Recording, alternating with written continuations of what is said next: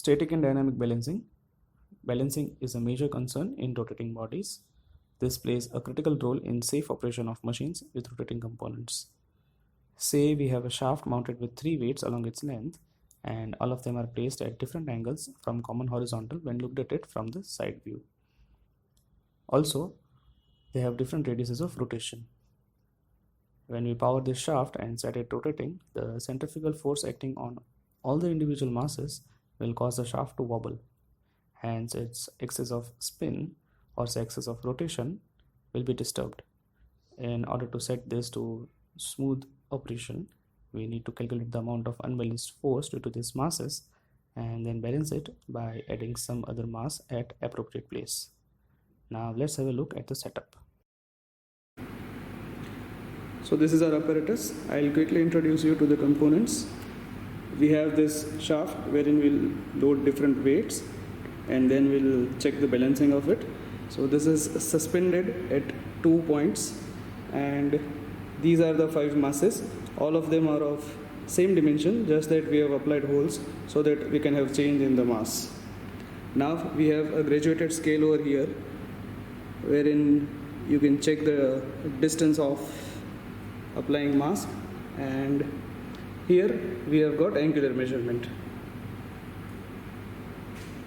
This is powered by a swing motor and this is the pedal from where we can change the speed of this motor. So now let's perform the experiment. So now let's load this shaft with some weight. So first of all, we have 264 grams.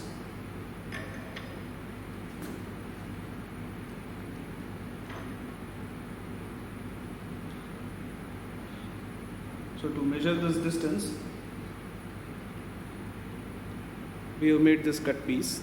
So this will help us align the weights.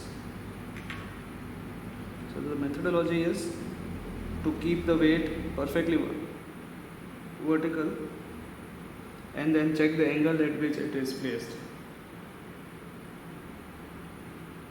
Okay, so presently this is placed at 30 degree of angle.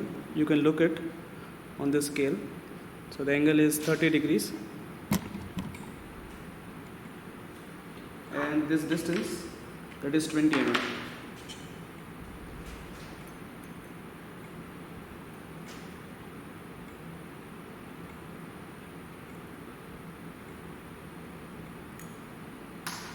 Let's add one more weight.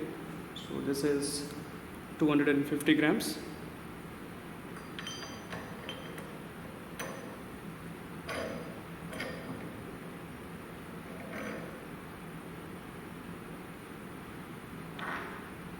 So we'll place this at 40 mm. Okay.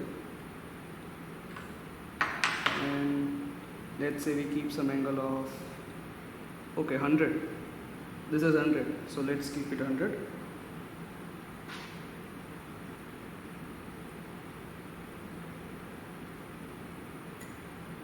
Now we have got one more weight and that is 270 grams.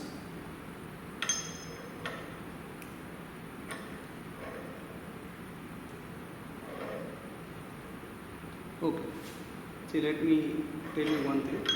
First of all, initially this shaft was statically balanced. Now when you see there are 2 masses added to it, you try to rotate this, it will come back to its equilibrium position. You keep it here, again it will drop down. You keep it on the other side. Okay, this is because it's exactly vertical. You keep it a little on the exterior side, it will try to move. This is because of friction. If I remove this, then you can see. Correct? So this shaft is not statically balanced like this. So now let's try to add a weight which is at quite opposite direction. So if this was at 100, we will keep this at 200. Okay, let's keep it at 200. See, this is 200. and then we have this distance as 80. So I'll fix this position and see this shaft. This is not statically balanced. So now our aim is to balance this shaft statically and dynamically. And we have got two variations of weights. One is 279 and another is 276. So we can use either of these weights to balance the shaft. So now, based on this data, we'll draw the force polygon and couple polygon, and then we'll be able to determine that which weight would be appropriate, and we'll fix it at the obtained angle and distance on the shaft, and then we'll see how the shaft is balanced. To check this, once we can see if this is dynamically balanced or not, simply load this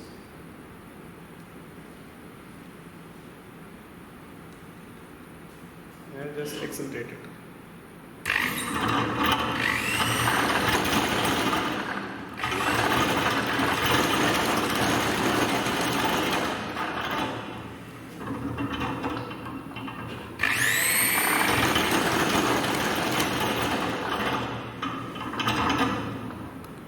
You see it's jumping, it's wobbling along these two supports.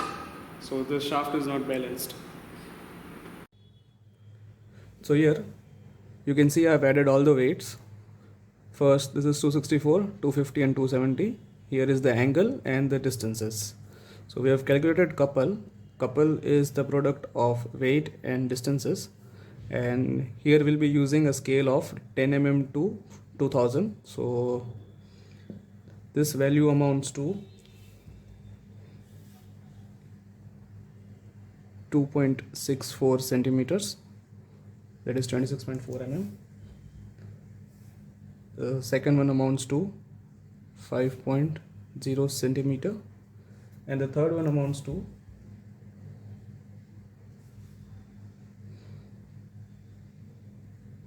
10.8 centimeter. So now we'll draw this.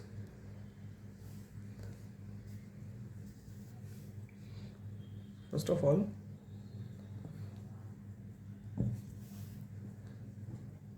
we'll draw horizontal. So this becomes a reference for us, and we'll have a starting point, say somewhere over here.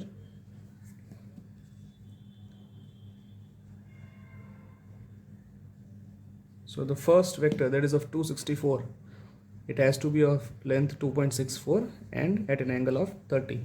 So you mark 30 degree from here and measure a distance of 2.64 centimeters. So 2.64.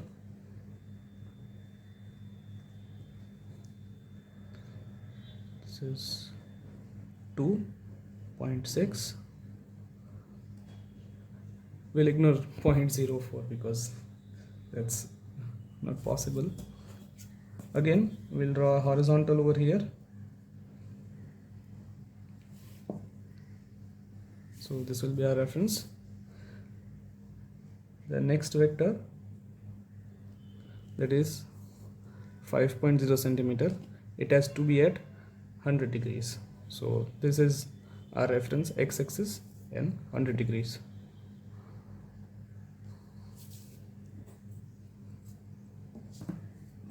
The length is 5 centimeters.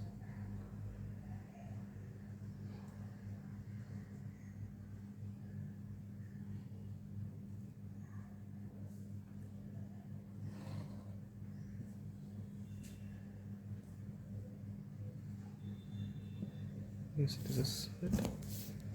Again, we'll draw another horizontal.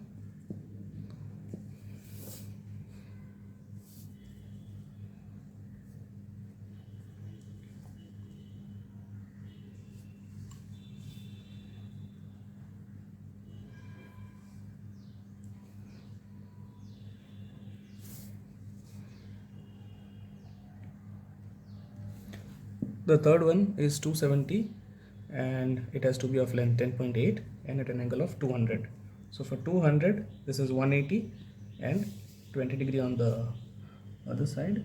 So we'll just flip this and we'll measure 20 degrees, 180 plus 20, so that is 200 and length of 10.8 centimeters.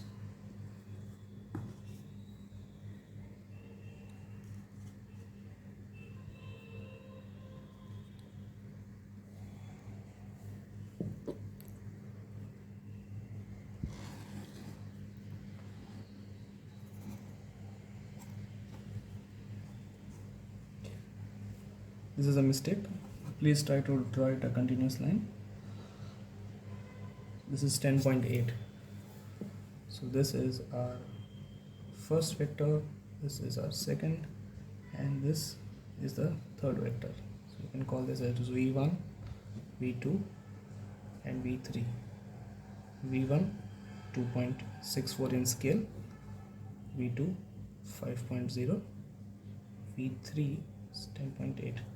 So we have to join this and the polygon gets completed, and this vector will give us the balancing one, the balancing force, so balancing couple needed. So check the length of this, measure from 10. So this is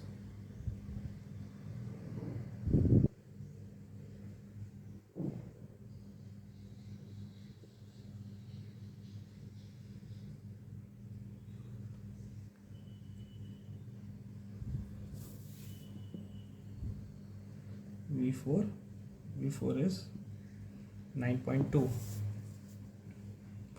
So now calculating this, 9.2 in scale of 2000, so 9 2s are 18.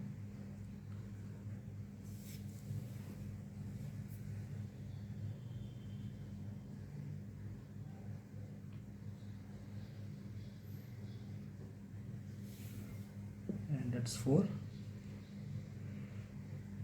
0.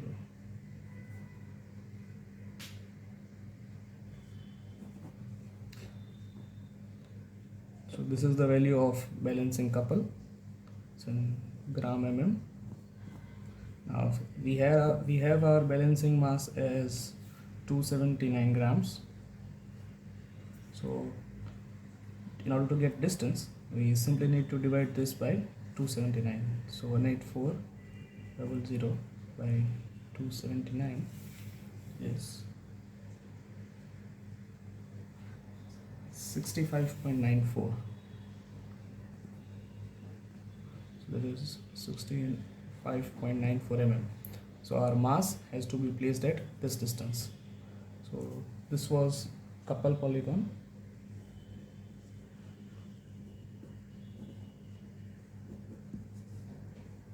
Now in order to get the value of angle, we'll have to draw force polygon. First I'll write this over here, 65.94 mm.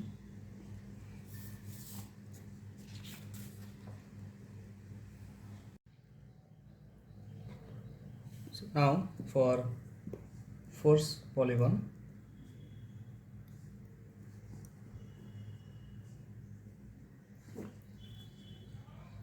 so we have 264, 250 and a mass of 270. So for this, in order to convert to scale, we can simply multiply it by 5, so that amounts to 1320. We'll multiply this by 5, that is 1250. We'll multiply this by 5, so that is 531. So yes, this will act for us as scale. Again start from somewhere over here, so this becomes our reference.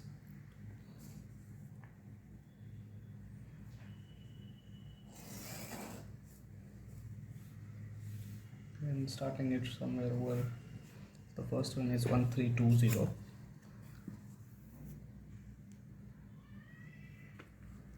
at an angle of 30. So if we start from here, I guess it should be safe.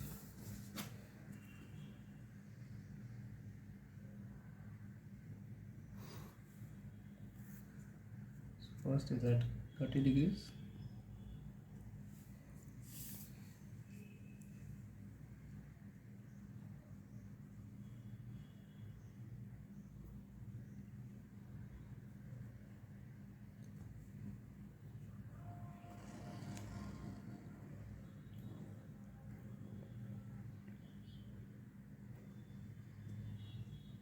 That's 13.2.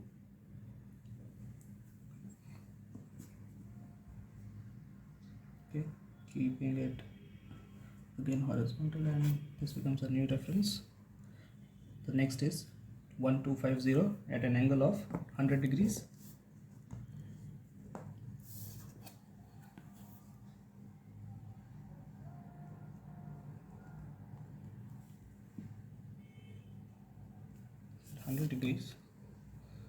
We'll have 1250.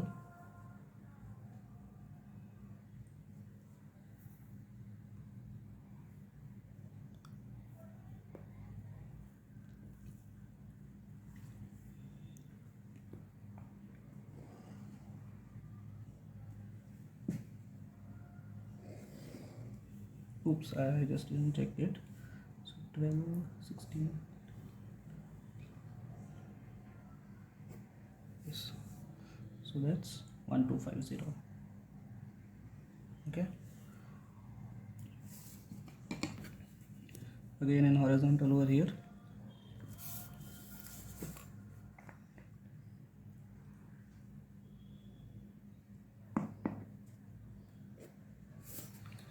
And the third one, that is 1395, and that has to be at 200. So 20 from this side. That would be 20 degrees.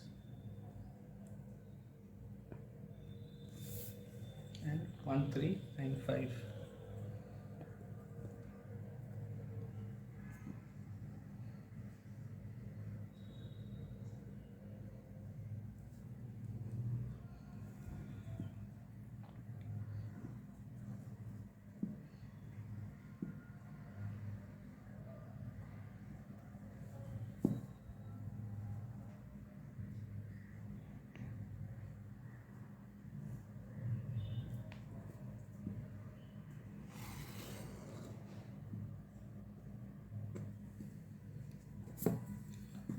This vector is f1, it's f2, f3. So here if you go by scale, f1 is 1320, f1 is 1250, f3 is 1395. So this is the last one, and we join this.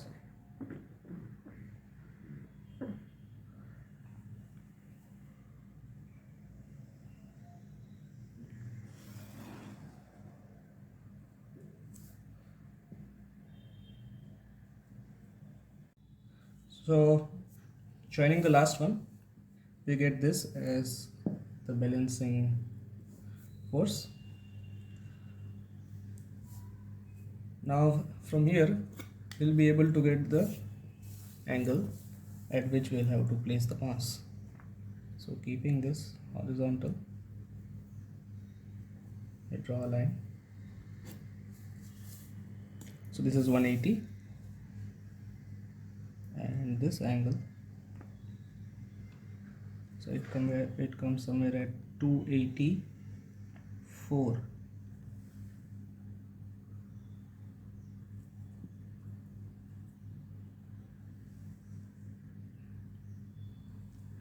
Yes, it is 284.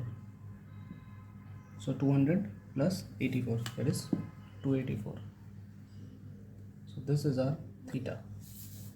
So we have theta as 284 degrees.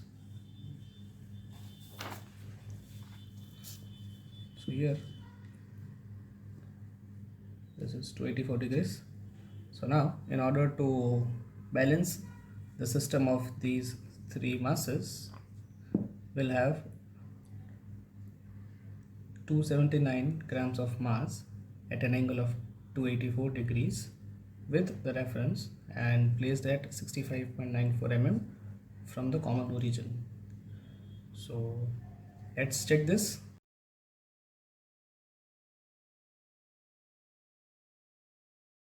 So now let's add this component to the shaft. The weight of this component is 279 grams. Now we have to place this as per the calculation. So we have to unscrew this and we have to remove this first.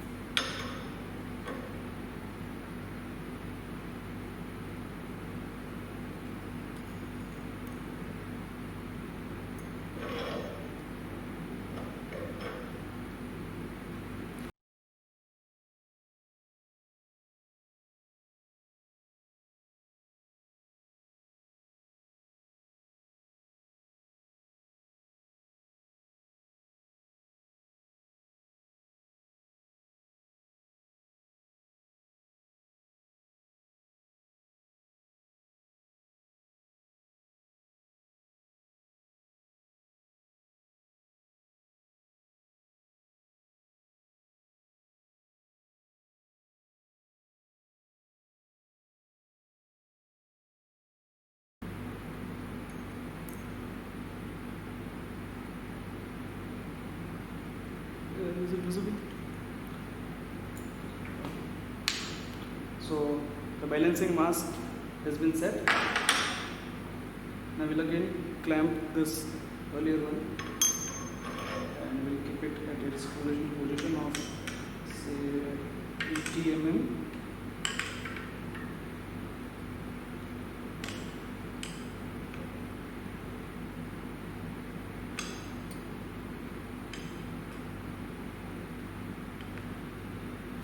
And the angle is 200.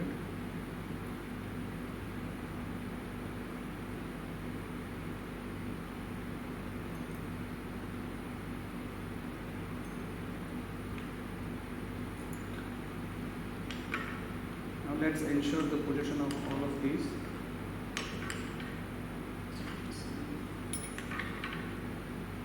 Okay, this is unchanged, and this one, that's also unchanged. Just fasten with them.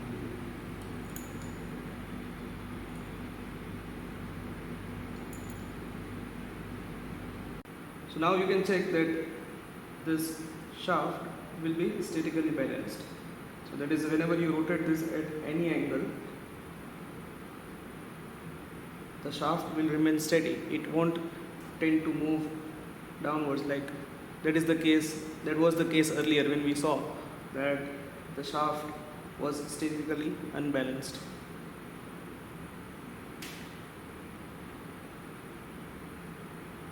You see this? Now let's check how balanced dynamically it is.